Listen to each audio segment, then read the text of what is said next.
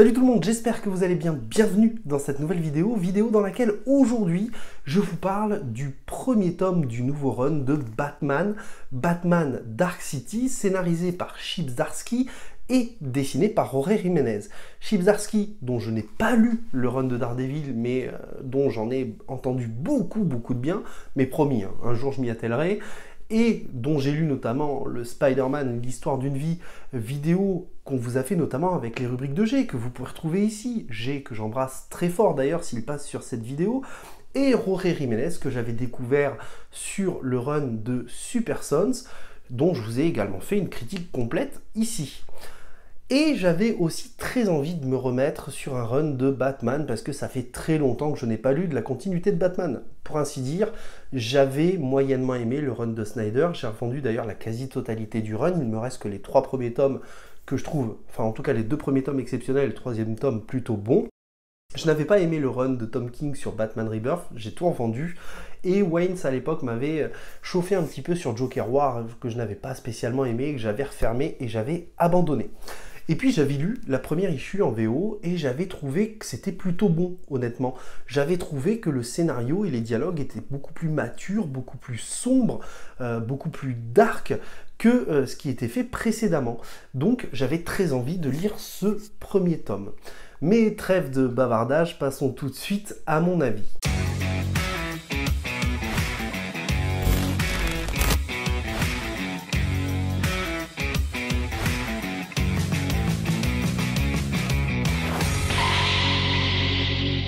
Alors pour la première fois dans une vidéo sur cette chaîne, je vais devoir vous spoil, pour vous parler un peu de tout ce que j'ai lu, de tout ce qui m'a plu et de tout ce qui ne m'a pas plu. Car oui, il y a aussi des choses qui ne m'ont pas plu dans cette lecture. Donc ce que je vous propose de faire, c'est de vous faire une première partie avec spoil, et une seconde partie sans spoil, qui sera plutôt finalement dédiée à la conclusion. Donc si vous ne voulez pas être spoilé, je vous invite tout simplement à vous rendre à ce timer en fin de vidéo pour avoir une brève conclusion et un bref avis sur ce premier tome.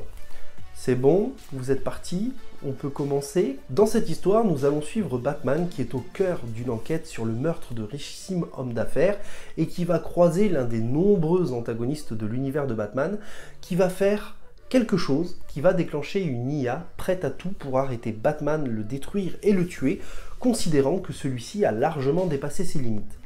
À côté de ça, Chip Zdarsky va reprendre les éléments des runs précédents, notamment la mort d'Alfred, hein, pour ceux qui ont lu Batman Rebirth, considérant ainsi que Batman, Bruce Wayne, est tourmenté psychologiquement, mort qui également a un peu, je dirais, séparé le couple Bruce Wayne et Damian Wayne qui est parti sur l'île de Lazare retrouver sa mère, et à côté de ça, Bruce Wayne a perdu sa fortune, ce qui va conduire à un changement de statu quo. Mais quels sont les points positifs et les points négatifs de ce récit? J'ai détesté l'idée que Chip Zdarsky reprenne le fait que des hommes d'affaires soient pris pour cible par un antagoniste. Il me semble, corrigez-moi dans les commentaires si je me trompe, que c'était déjà le cas avec le run de Scott Snyder et l'antagoniste de la Cour des Hiboux. Et j'ai également détesté l'idée que Chip Zdarsky reprenne le fait que Bruce Wayne ait perdu sa fortune encore une fois. Il me semble que c'était déjà le cas à la fin du run de Snyder et qu'au début du Batman Rebirth, Alfred disait qu'il avait récupéré sa fortune. Et dans le prologue, on nous précise notamment que c'était également le cas, que c'est également le cas du coup à la fin de Joker War. Donc ça me dérange quelque peu que Chip Zdarsky arrive sur ce premier tome avec un manque d'idées originales, d'idées novatrices, et je trouve ça quelque peu dommage. Pour autant, le fait que Bruce Wayne n'ait plus sa fortune, ça enclenche un changement de statu quo, et je trouve l'idée absolument fabuleuse, parce qu'on retrouve Bruce Wayne vivant dans un appartement au centre-ville de Gotham, il n'est donc plus exilé, il ne fait donc plus ce qu'il veut à l'abri des regards, je trouve que ça le rend beaucoup plus accessible, beaucoup plus humain, qu'il soit au cœur de la population qu'il protège. Donc ça, c'est plutôt génial. Le texte en début de récit nous précise également que Bruce manque désormais de moyens techniques et financiers, Et malheureusement, je trouve que Chip Zdarsky eh bien, n'utilise pas ce qu'il a entre les mains jusqu'au bout. C'est-à-dire qu'à aucun moment dans ce premier tome, on ne va sentir le manque de moyens financiers et techniques, et c'est dommage en fait. J'aurais aimé voir Bruce en manque de... Enfin, Batman, pardon, en manque de gadgets, ou qu'il n'ait plus sa Batmobile par exemple, ça aurait été absolument génialissime. Concernant Failsafe, la première fois que je l'ai vu, je vous avoue que j'ai soufflé. Parce que, encore une fois, ça m'a fait penser à la fin du run de Snyder avec son robot lapin. Désolé de vous faire rappeler cette horreur. Et puis finalement, pas du tout. Je trouve que l'idée est absolument géniale. Déjà de faire référence à la tour de Babel que moi je ne connais pas, donc j'irai lire ce run, ce récit pour voir ce qu'il en est. Mais surtout, le fait de mettre Batman face à un robot qu'il a conçu lui-même, qui connaît donc ses forces et ses faiblesses, Batman qui d'habitude a toujours 10 coups d'avance sur ses adversaires, eh bien l'idée est absolument génialissime. Le fait que Batman vienne en appeler à l'aide à la Justice League, je trouve ça absolument génialissime. Je trouve que ça rend Batman beaucoup moins invincible que ce qu'on le voyait dans les runs précédents. Ça le rend beaucoup plus humain, beaucoup plus accessible, et il perd un peu son statut de dieu qui me dérangeait quelque peu. Donc ça, c'est absolument génialissime.